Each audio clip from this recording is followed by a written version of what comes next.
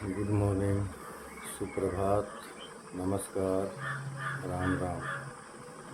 सर्वप्रथम मैं आप सबको आज से योग के बारे में कुछ बताना चाहूँगा। योग का इतिहास। योग का मतलब होता है जोड़ना या मिलाना। योग के जनक महर्षि पतंजलि को माना जाता है। भारत के लगभग 600 वर्षों के पूर्व की कहानी है।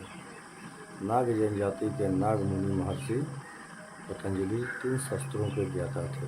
व्याकरण, महाभाष्य शास्त्र, जिसके अध्ययन से वाणी का ज्ञान एवं सुधार होता है। चिकित्सा शास्त्र, जिसके अध्ययन से शरीर के वृत्तियों एवं मल को दूर किया जाता है।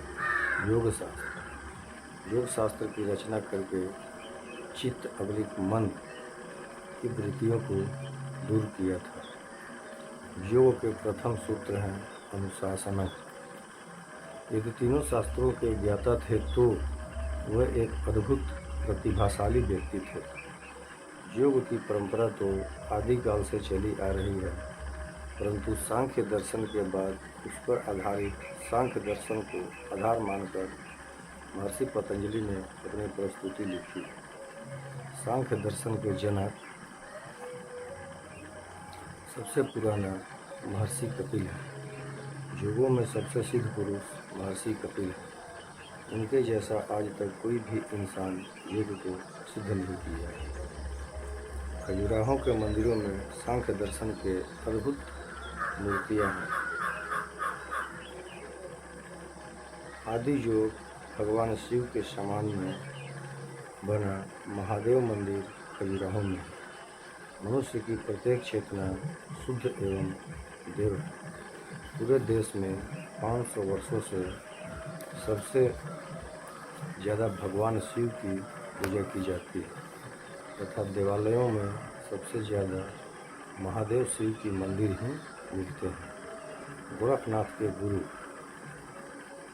मत्स्येंद्रनाथ तथा मत्स्येंद्रनाथ के गुरु महादेव शिव हैं। करीब 500 वर्ष पूर्व ऋग्वेद में पशुपति महाराज को माना जाता है, जो कि संभावी मुद्रा एवं हड़प्पा संस्कृति में पाई गई है, जो कि भद्रासन में बैठे हैं। इनकी सील पर मूर्ति मिली है। सांख्य और योग एक ही है। सांख्य का मतलब सिद्धांत और योग का मतलब प्रयोग। सांख्य का अर्थ है शारीरिक तत्वों का सही ज्ञान। अंतिम सत्य के रूप में 2 तत्वों को मानता है, जड़ और चेतन। जड़ को सांख्य में प्रकृति कहा गया है। प्रकृति का मतलब जननी से है तथा चेतन का मतलब पुरुष से है। यहाँ तक कहा गया है कि बिना जड़ के चेतन का कोई अस्तित्व नहीं है, तो बिना चेतन अंश के जड़ हैं ही नहीं। मिला जुलाकर दोनों का अस्तित्व एक दूसरे से ही है। प्रकृति मूलतः 3 तत्वों का समानुपात है, जो कि प्रत्येक प्राणी में पाया जाता है। 1 सत्व, 2 रज, 3 तम।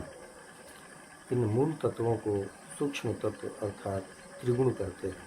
त्रिगुण शब्द में त्रि अर्थात 3 तथा गुण अर्थात सूक्ष्म घटक।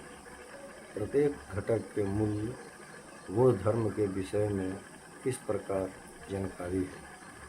इसके आगे की जानकारी कल बहुत ही जल्द सुबह आपको दी जाएगी। साथ में आपसे यह विनती किया जा रहा है कि आपसे रिक्वेस्ट है कि इस चैनल को ज़्यादा से ज़्यादा देखें, लाइक, शेयर और सब्सक्राइब करें, ताकि योग के बारे में आपको अधिक जानकारी मिल सके। धन्यवाद।